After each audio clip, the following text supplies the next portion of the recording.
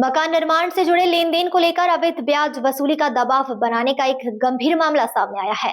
Construction का काम करने वाले बिल्डर अमित शर्मा ने आशीष शर्मा पर आरोप लगाते हुए कहा कि अवैध रूप से ब्याज की मांग की जा रही थी, बल्कि पैसे न देने पर मीडिया में बदनाम करने की धमकियां भी दी गई थी।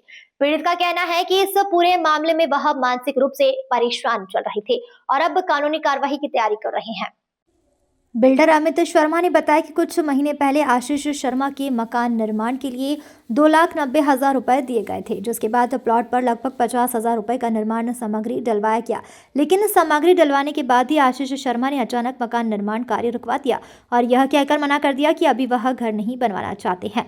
अमित शर्मा का कहना है कि शेष भुगतान ऑनलाइन कर दिया गया था, जिसके बावजूद आशीष शर्मा की ओर से 1 लाख रुपए ब्याज की मांग की जाने लगी। दबाव में आकर अमित शर्मा ने 20,000 रुपए ब्याज के रूप में भी दे दिए, लेकिन इसके बाद 50,000 रुपए और देने के लिए लगातार दबाव बनाया जाने लगा।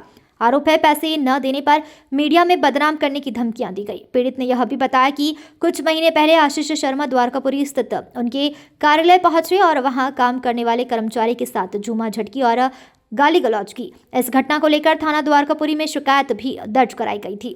थाने में आमना सामना होने पर समझौते की बात की गई थी और हिसाब किताब क्लियर होने की सहमति बनी थी।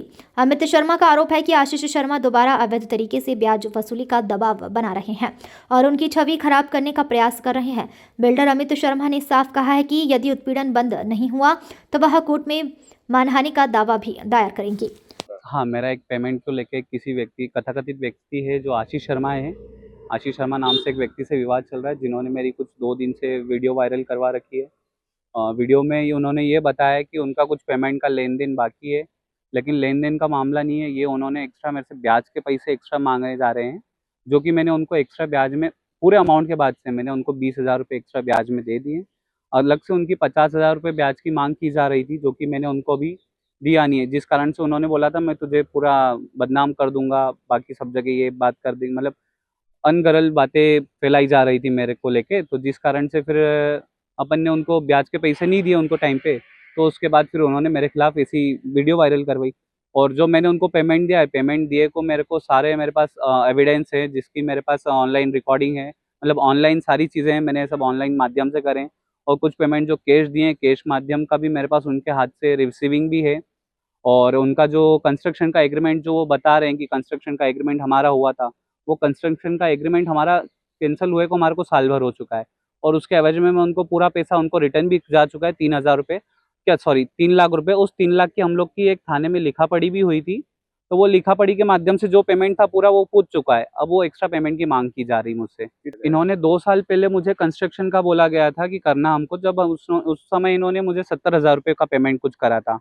और उसके बाद फिर इनके घर में कुछ गमी हो गई थी और इनका कुछ पेमेंट अटका हुआ था नगर निगम में, जिस कारण से इनको पेमेंट नहीं मिल रहा, तो इन्होंने कंस्ट्रक्शन का काम रुकवा दिया था।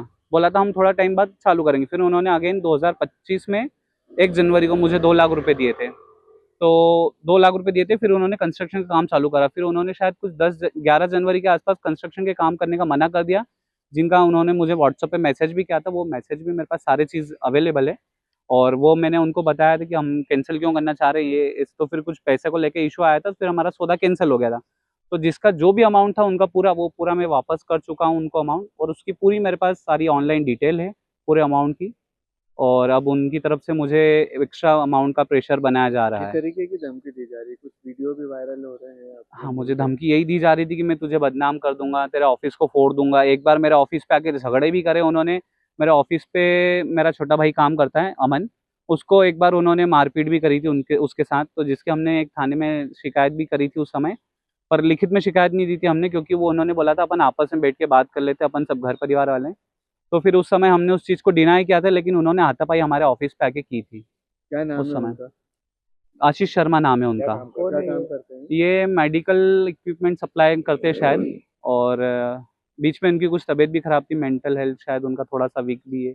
चेक तो है मेरे पास, ये उन्होंने जब कुछ समय पहले इन्होंने मेरे को चेक दिया था, तो ये चेक मेरे पास रखा हुआ है। इनका 2023 का चेक है, जो बता रहे हैं कि 5 लाख की डिमांड है। तो 2 लाख का चेक जो अभी तक सिकरा ही नहीं मेरा, जब ये चेक मेरा सिकरा ही नहीं, तो मैं उसका अमाउंट क्यों दूं उनको? ये चेक अभी तक ऐसे कैसे ही पड़ा हुआ है मेरे पास, जिसको अभी आप क्या चाहते हैं?